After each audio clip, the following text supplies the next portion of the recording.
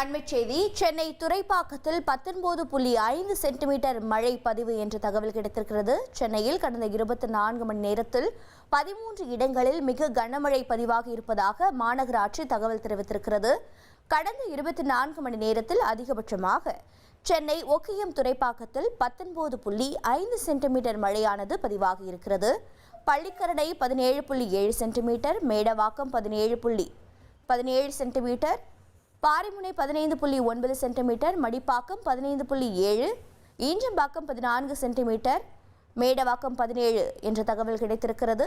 சென்னையில் கடந்த 24 மணி நேரத்தில் 19 இடங்களில் மிதமான மழையும் 16 இடங்களில் கனமழையும் பதிவாகி இருக்கிறது.